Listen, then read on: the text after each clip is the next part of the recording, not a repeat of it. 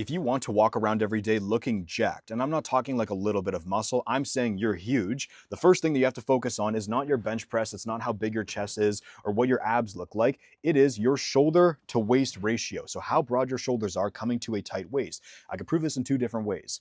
The first is when you look at a jacked guy. When you see a guy who's jacked conventionally, the first thing that you notice, whether it's consciously or subconsciously, usually subconsciously in the back of your head, usually notice the width of the shoulders, the top of the torso, how broad that is, and how tight the bottom of the torso is, their waist. And so whether they have big arms, big chest, this all gets overshadowed if they do or do not have a good shoulder to waist ratio. Now, the tough thing about a shoulder to waist ratio is that it's mostly genetic. And so if you don't have a good bone structure, so that would be having wide clavicles up top and having small hips at the bottom, which gives you that V taper. If you don't have that, which comes from your birth, it's pretty hard to now get that if you already have an unideal bone structure. But what you can do two things to control this really well. The first is that you can develop the muscles that would accentuate this V taper. And these 5 muscle groups are the front delts, so I'm going to say the shoulders, the front delts, the side delts, the rear delts, the traps, and the lats. These 5 muscles will give you that V taper if properly developed. And so you can play that to your strengths. Often you don't need more than 2 exercises for each of these muscle groups. Most times it's 1. And so I'll give you the exercise that I do. I do a dumbbell shoulder press for the front delts. I do a single arm cable lateral raise for the side delts. For the rear delts, I put the cable to the top and then I lower it on a 45-degree angle, driving through my elbow like this, going with the cable across my face. And so it's like a rear delt cable fly for the single arm. Then for traps, I will put a barbell behind my back. So I'll grab the barbell with a reverse grip and do shrugs that way. And then finally for the lats, I'll either do pull-ups or I'll do lat pullovers. Most times I'll do both. So I prefer to do 2 exercises for the lats. You might like one. You could do pull-ups, lat pullovers, lat pull-downs. Most back exercises work the lats in some regard, but those 3 do it better than most.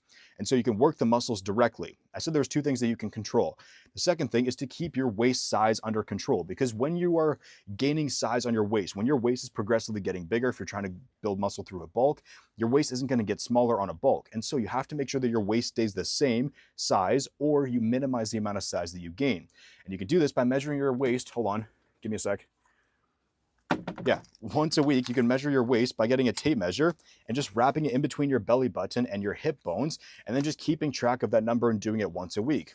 Now, when you're gaining size on your waist, it's often a direct reflection of how much body fat you're gaining. So if your waist is progressively getting bigger and bigger and bigger over time, it's a pretty good sign that you're progressively gaining more and more body fat, which I'm guessing is not what you want, especially if you already have wide hips. So if you have genetically really wide hip bones, like your bones stick out more and you have some hips on you, if you're building more body, if you're gaining more body fat, then it's going to be harder to keep that shoulder to waist ratio because you're already starting off at a disadvantage point. It's kind of like starting off like a sprinting race in the Olympics, but the other guy has a 50-meter head start and you're already behind. You don't want to put yourself behind even more. And so you want to make sure that you're keeping your waist in check. What does that look like? If your waist is already big, you probably don't want to enter a calorie surplus because, again, your waist isn't going to get smaller. So there's no point in entering a huge calorie surplus or even a calorie surplus at that.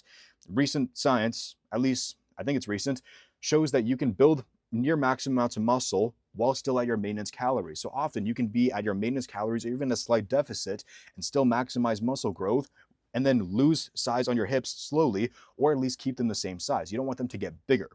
And so that would be how I'd go about that. And if you're going to be in a bulk, then you only increase the calories. I made a video on this recently. I'll put on the screen what it looks like. I talked about how I increase calories only by certain amounts at certain times to ensure that I'm not gaining body fat when I am increasing my calories, because you can gain body fat real easy on a bulk. Anyways, maximize the amount of muscle that you build around the bone. So front delts, side delts, rear delts, traps, lats, and then control the hip size by not adding tons of calories or staying at your maintenance, because you don't want to add calories because your waist is not going to get smaller when you are adding calories. This is just not going to happen. I originally said that I could prove that the shoulder to waist ratio matters in 2 ways. So the first way is that's what you notice when you look at a jack guy's shoulder to waist ratio. The second way that it matters is I was very skinny. This is coming from personal experience. I was very, very skinny my entire life. If you follow any of the videos that I post, you know this. I was extremely skinny, and so I bulked up and I gained a lot of muscle and I gained a lot of weight.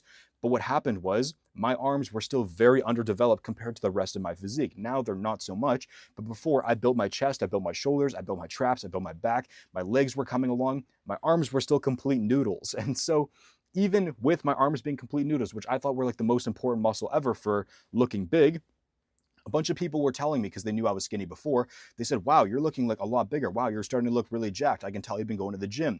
They're saying this while my arms are still complete noodles, and they can see it in a t-shirt. But yet, since I had broad shoulders coming to a tight waist, it didn't really matter. And so whether my shirt was on, whether my shirt was off, this was noticed because I had pretty broad shoulders. I can put a picture of what my shoulders look like now, at least more recently.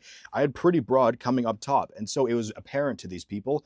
Now, I'm not saying their opinions, like, it's not going to dictate what I do with myself, so their opinions don't mean a whole lot, but it was a sign that people, if you're looking at what other people notice, they're not paying attention to your arm size or your chest size. Now, having a good physique is having good everything, but the biggest thing that you can focus on is how broad your shoulders are coming to a tight waist. So nail the muscles that are around these bones and develop these, like I said, through the exercises. You only need really one, and then maintain a decent waist size, or ideally you want that waist to come down.